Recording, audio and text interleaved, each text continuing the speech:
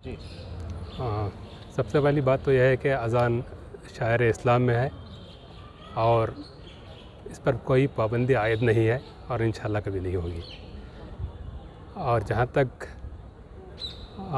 Noise pollution, sound pollution को control करने के लिए जो अहकामात सौती आलूदगी के काबू में रखने के लिए जो अहकामात सुप्रीम कोर्ट ने दिए हैं, उनमें से एक बात यह भी है कि रात 10 बजे से लेकर सुबह 6 बजे तक ये बिल्कुल साउंड फ्री टाइम होगा। यहाँ इसमें किसी किस्म का कोई माइक का इस्तेमाल वगैरह नहीं होगा, उस पर पाबंदी करने की बात है।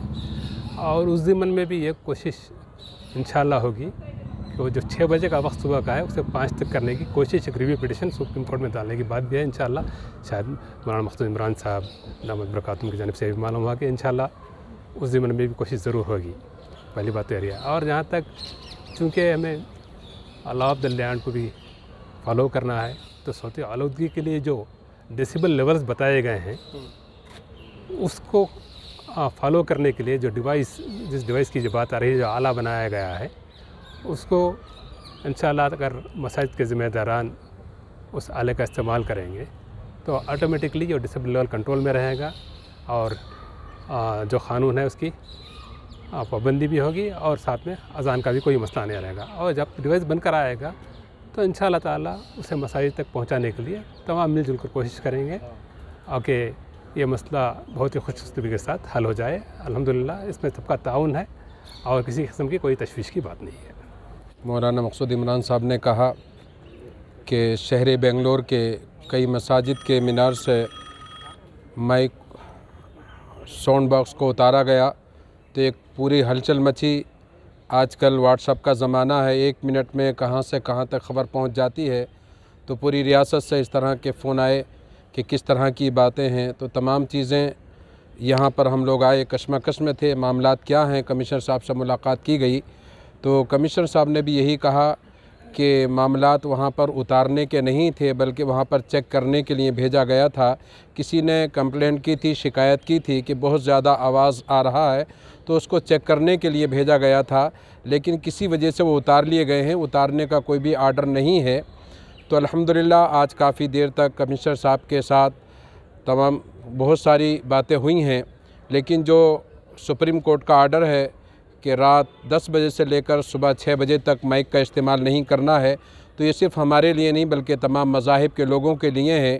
और मैं अपने मुस्लिम कौम से भी कहूँगा, बिलखुसूस ज़िम्मेदारान मसाजिद से, कि हम बाज़ जगह पर माइक में बहुत ज़्यादा साउंड रहता है या नमाज फ़जर के बाद अज़ान को छोड़कर दूसरी चीज़ें माइक में इस्तेमाल की जाती हैं, तो उन तमाम चीज़ों का इस्तेमाल ना किया जाए।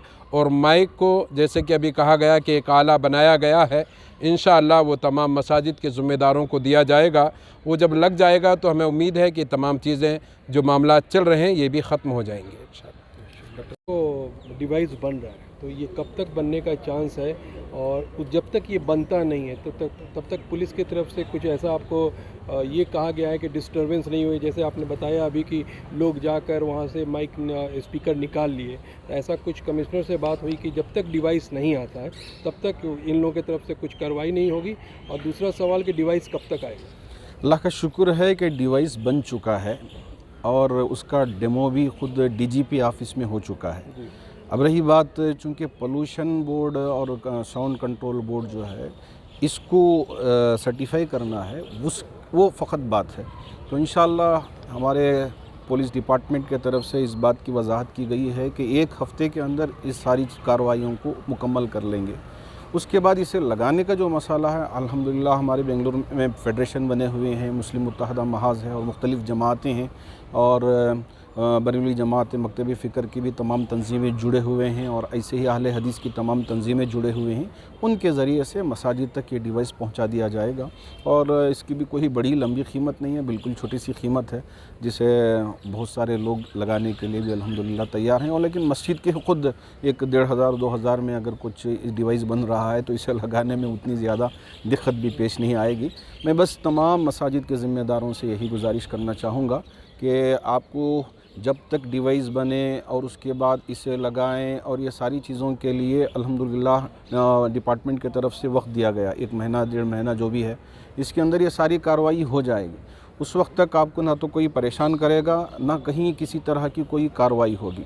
आप इत्मीनान से जैसे अब तक आमाल करते आ रहे हैं उसी तरह से आमाल करते रहें, और अज़ान का जो सिलसिला चल रहा था उससे भी आप जारी रखें, और अज़ान में किसी तरह कोई रुकावट नहीं है।